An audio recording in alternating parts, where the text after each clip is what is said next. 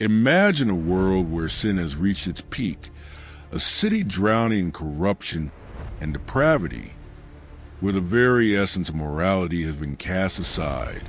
What happens when divine justice is set into motion? When the wrath of the heavens descends upon the wicked? This is a harrowing tale of Sodom and Gomorrah, two cities that seal their fate through their own actions. But before their destruction, a crucial series of events unfolded, events that would not only change the course of history, but also serve as an eternal lesson in righteousness, mercy, and divine justice. Abraham's divine encounter. It was an ordinary day, or so it seemed. The sun blazed in the sky, casting waves of heat upon the arid land. Abraham sat at the entrance of his tent, seeking refuge in the little shade he could find. Suddenly, three men appeared on the horizon. Their presence was otherworldly, radiating an aura that was both majestic and mysterious. Abraham, a man of great faith, knew instantly that these were no ordinary travelers.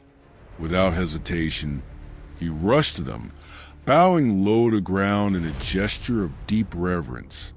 Hospitality was sacred in those times.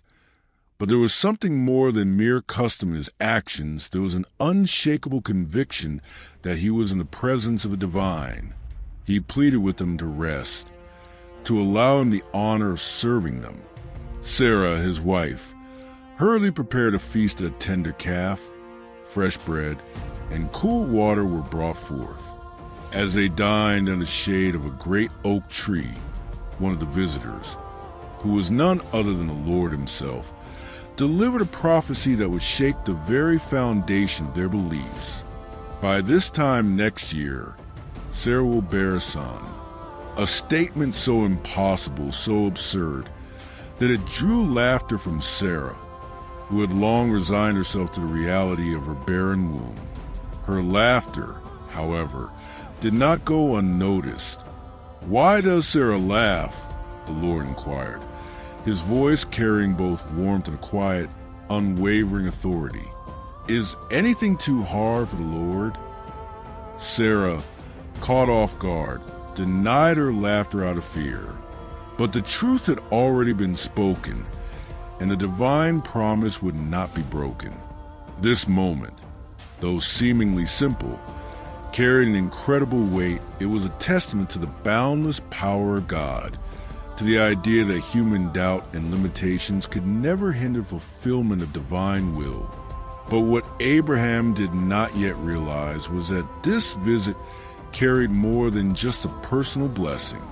It was also a warning, a revelation of a great judgment about to unfold.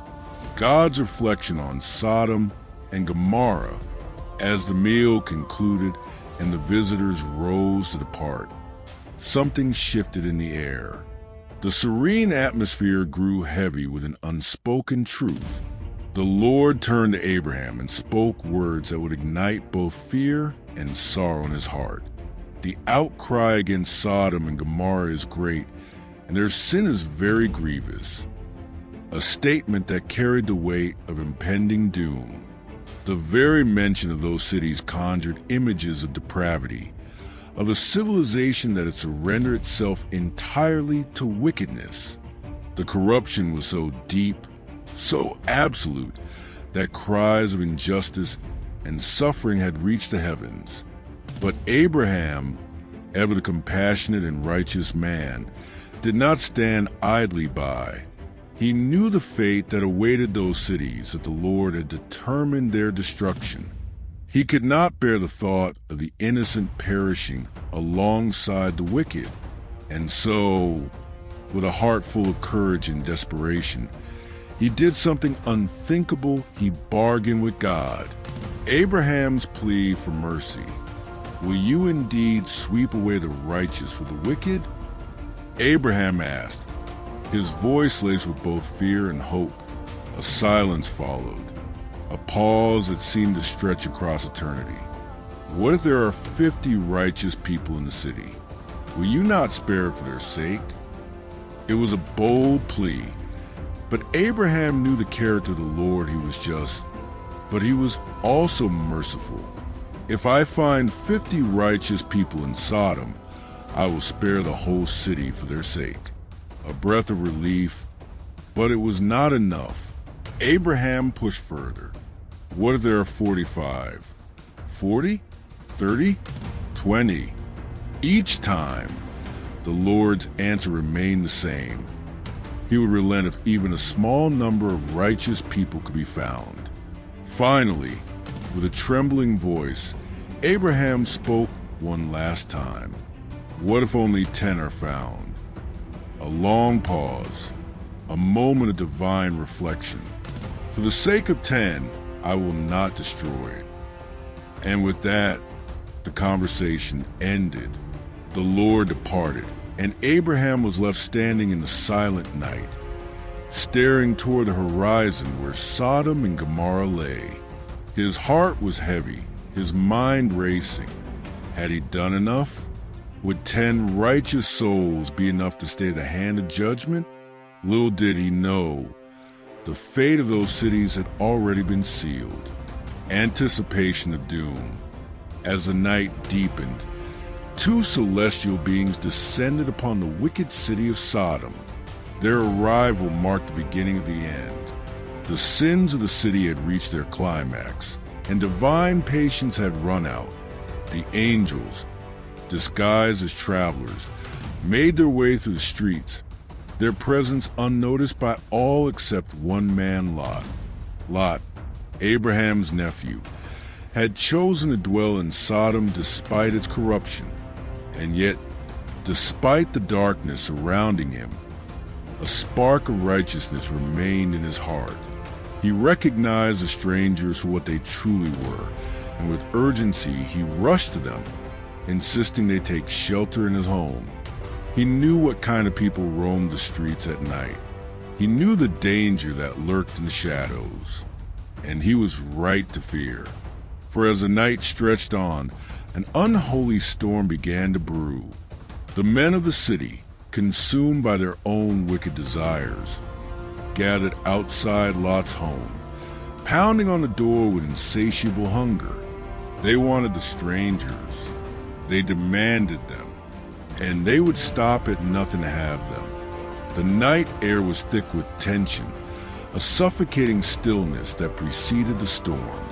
Outside Lot's home, shadows flickered under the torchlight as the men of Sodom pressed closer, their voices growing louder, more aggressive. They called out to Lot, demanding that he send out his guests. "Bring them out to us so that we may know them," they cried, their voices laced with lust and malice. Lot's heart pounded. He had known of the city's wickedness, had witnessed it firsthand. But this was madness. He stepped outside, shutting the door firmly behind him, and faced the unruly mob. "My brothers, do not act so wickedly," he pleaded, his voice trembling. "These men have come under the shelter of my roof." But his words were met with sneers and laughter. The crowd surged forward, their patience thinning. And then, as Lot hesitated, they uttered a chilling threat. "This man came to sojourn, and now he dares to judge us? We will deal worse with you than with them." Before Lot could react, the mob lunged. Hands grabbed at him, dragging him toward the streets. The chaos was deafening, a storm of rage and depravity.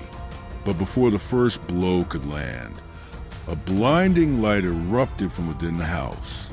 The angels had stepped forward. A wave of divine power surged through the air, and in an instant, the entire crowd was struck blind. Screams filled the night as men clutched their faces, stumbling in confusion. Panic spread like wildfire, and inside the house, the angels turned to Lot with grave expressions. "Gather your family. We must leave. Now." The last warning. Lot stood frozen for a moment, his mind reeling. The weight of the angel's words pressed down on him, making his breath come in shallow gasps. He turned to his wife, his daughters, his future sons-in-law. "We must go," he urged them. "The city will be destroyed." His daughters clung to him in fear, their eyes wide with terror. But his sons-in-law scoffed, dismissing his words as the ramblings of a madman. They laughed, shaking their heads. "Destruction? Fire from heaven? Lot, you have lost your senses." They would not listen. A deep sorrow settled in Lot's heart, but there was no time to argue. The angels gripped his arms, their urgency growing. "Take your wife and daughters and flee. Do not look back. Do not hesitate. The judgment of the Lord is upon this place." The flight from Sodom. As dawn's first light crept over the horizon, Lot and his family were led out of the city by the angels. The streets, once filled with revelry and debauchery, were now eerily silent. A storm gathered in the heavens, dark clouds churning with ominous energy. "Run to the mountains, lest you be swept away," the angels commanded. But Lot hesitated. "Please, my lords," he begged. "The mountains are far, and we may not reach them in time. Let us flee to Zoar as a small city. Surely it can be spared."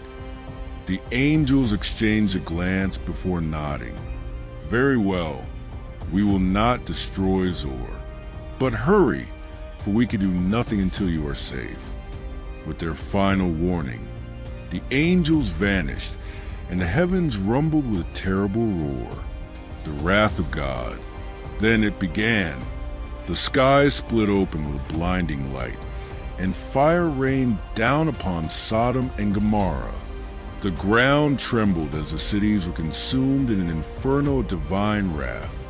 Buildings crumbled, screams of the doomed filled the air, and the once great cities were reduced to ashes in a matter of moments. Lot and his family ran, the heat of the destruction searing their backs. But then, a single fatal mistake.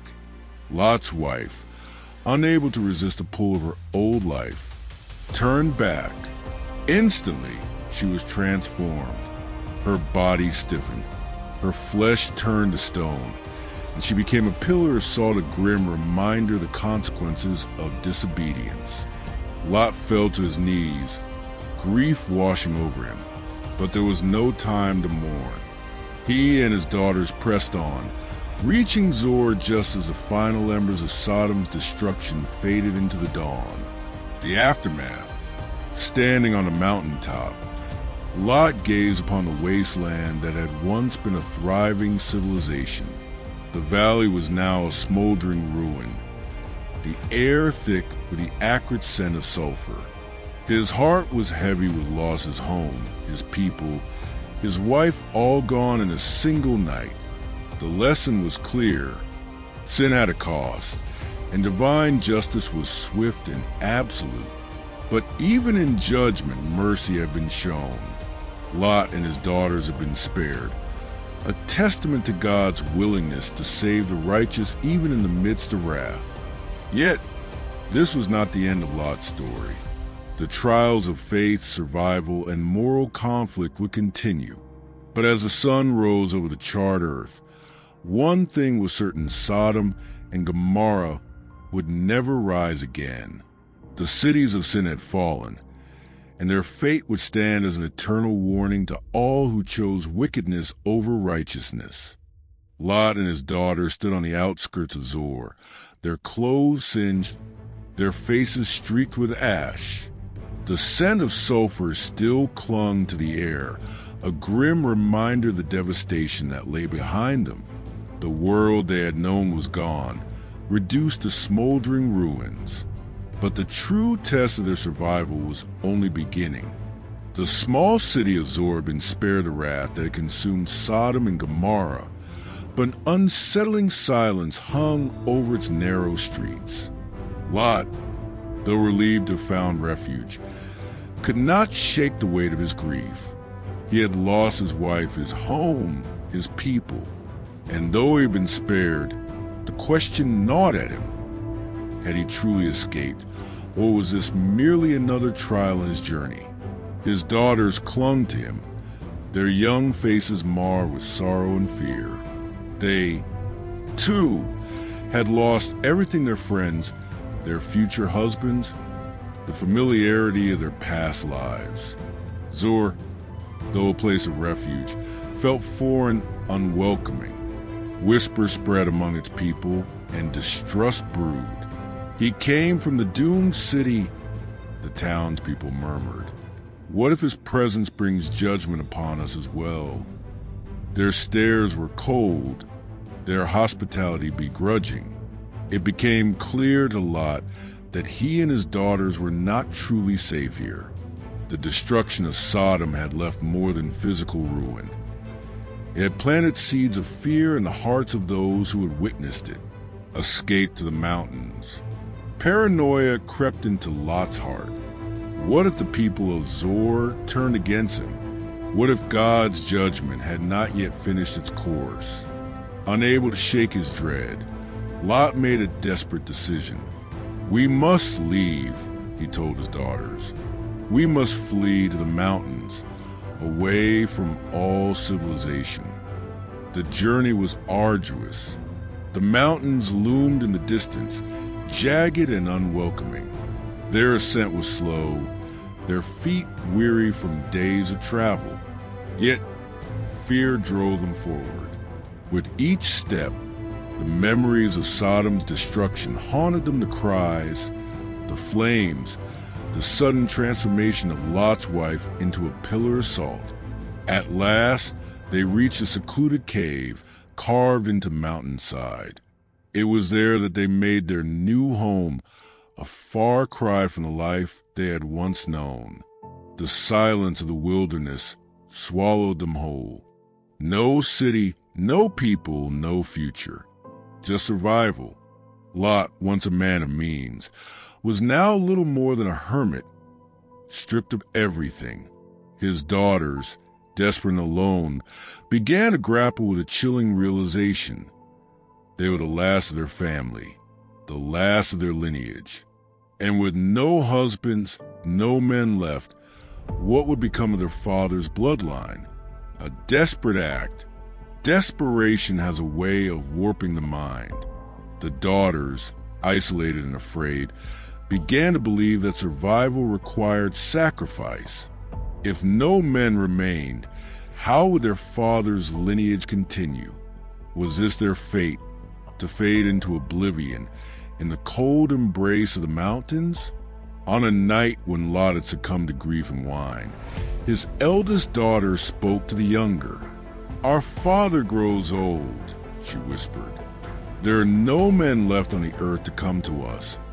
As is the custom, let us make him drink wine, and let us lie with him, that we may preserve our family line." And so, with heavy hearts and distorted reasoning, they carried out their plan. That night, the elder daughter lay with Lot, who, in his drunken stupor, knew nothing of what transpired. The next night, the younger daughter did the same. It was an act born of fear, of isolation, of the unbearable weight of extinction. But in their attempt to preserve life, they had crossed into moral shadow, a reflection of corruption they had once fled. The legacy of Sodom survivors. In time, both daughters bore children. The elder named her son Moab, the father of the Moabites. The younger named hers Ben-Ammi, the father of the Ammonites. Their descendants would go on to become great nations that would later stand in conflict with Israel, the chosen people of God. Lot, once a man who had walked among the righteous, found himself in exile, burdened by choices he had never foreseen. His daughters, victims of fear and desperation, had ensured his lineage, but at what cost? The story of Lot and his daughters is not a tale of triumph, but of human frailty. It is a somber reminder that even those who escape destruction are not free from the weight of their own decisions. Survival is not merely about escaping death. It is about what one does with the life that remains. As the years passed, Lot faded from history, his fate unknown.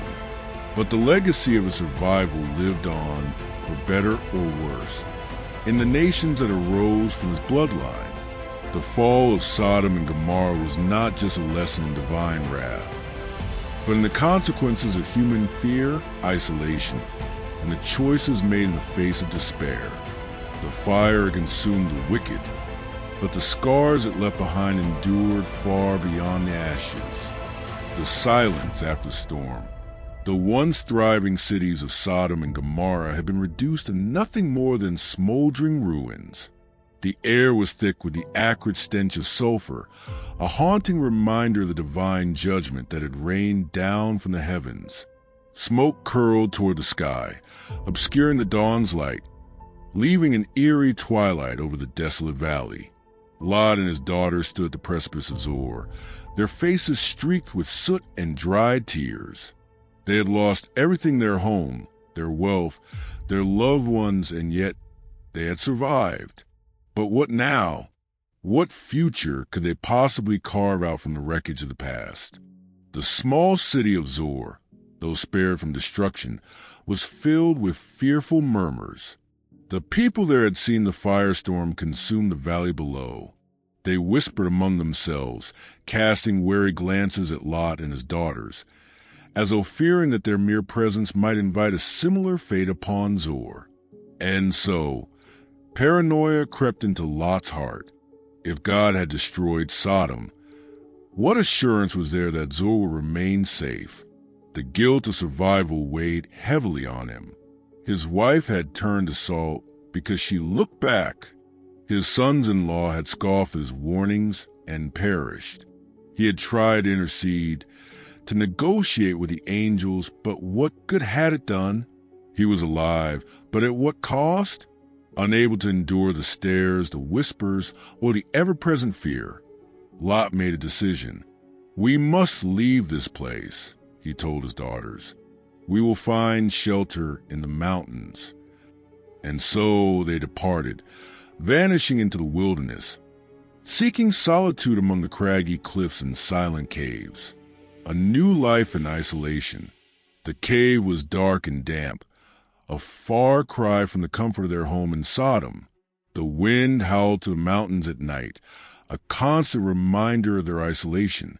Lot's daughters watched their father with growing concern. He had become a hollow shell of the man they once knew. His eyes were haunted, his words few. He spent hours staring at the distant valley, where the smoke still rose, as though searching for answers in the ashes. Days turned to weeks, and with each passing moment, a grim reality settled upon the sisters. There were no other survivors. They had lost not only their home, but also any hope of marriage, of children, of a future. And in the ancient world, to be without a husband, to be without sons, was to be as good as dead. Desperation can drive people to unspeakable acts. And so, the daughters of Lot made a fateful decision. "The lineage of our father must not end," the elder sister whispered to the younger. "We must ensure his seed continues, for there is no man left on earth to come to us." That night, they gave Lot wine until he could no longer stand. In a stupor, he knew nothing of what was done, and thus the elder daughter conceived a child. The next night, the younger sister followed the same path, ensuring that she, too, would bear a son. And so, from this act of desperation, 2 sons were born Moab, the father of the Moabites, and Ben-Ammi, the father of the Ammonites. They would grow to become great nations, forever entwined with the history of Israel. The weight of legacy. Lot's story ends in silence. The scriptures tell us no more of his fate. Did he ever come to know what his daughters had done? Did he live out his final days haunted by the ghost of Sodom, the pillar of salt that had been his wife, the fire that had consumed his past? What we do know is that his legacy lived on, though not in the way he might have imagined. The Moabites and Ammonites would go on to play significant roles in biblical history, sometimes as adversaries to Israel, sometimes as allies. Ruth, the great-grandmother of King David, was a Moabite. From her lineage would come the Messiah himself. Even in the ashes of destruction, life found a way. Even in the deepest despair, the threads of history continued to weave together a greater story. But what of Sodom and Gomorrah? Their names would be etched into history as symbols of ultimate depravity, of unchecked sin, of the inevitable consequences of turning away from righteousness. Prophets would invoke their fate as a warning to future generations. Jesus himself would speak of them, saying that even on the day of judgment, it would be more tolerable for Sodom than for those who rejected the truth. The lessons of Sodom and Gomorrah, the destruction of Sodom and Gomorrah, is more than just a tale of fire and brimstone. It is a mirror held up to humanity, a stark reminder of the consequences of unchecked wickedness. But it is also a story of mercy. Lot was spared. Zoar was spared. Even in judgment, there was a glimmer of grace. What do we take away from this story?